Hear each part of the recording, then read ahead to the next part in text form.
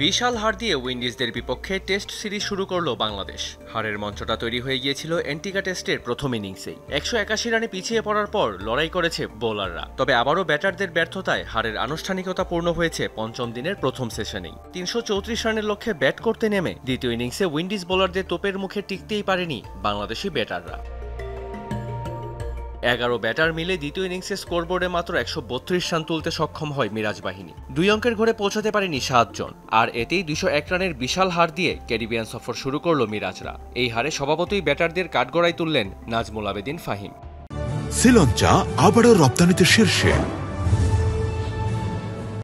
যখনই আন্তর্জাতিক ম্যাচ খেলি আমরা, সেটা যে কোনো দলের বিরুদ্ধে হোক না কেন, সেখানে আমরা দেখি আমাদের বিশেষ করে টপ অর্ডারে যথেষ্ট টেন্স থাকতে দেখি আমাদের ব্যাটারদের। সেখানে সিদ্ধান্তহীনতায় তারা ভোগে, কিভাবে তারা অ্যাপ্রোচ করবে একটা পার্টিকুলার অ্যাটাককে, সেই ব্যাপারে তাদের দ্বিধায় ভোগে।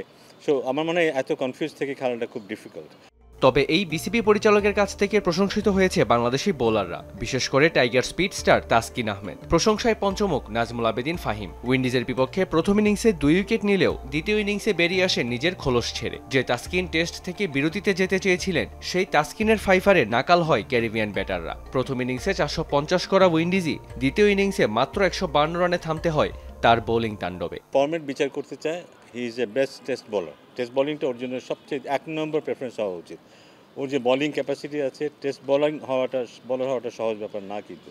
বা টেস্ট ক্রিকেট খেলে একজন খেলোয়াড় নিজেকে যে জায়গায় উঠাতে পারে, অন্য কোনো ফর্মেটে কিন্তু সেটা পারে না।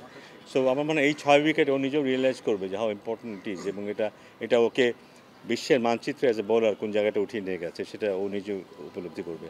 শনিবার কিংস্টনে সিরিজে সমতায় ফেরার লক্ষ্যে স্বাগতিক উইন্ডিজের বিপক্ষে মাঠে নামবে বাংলাদেশ।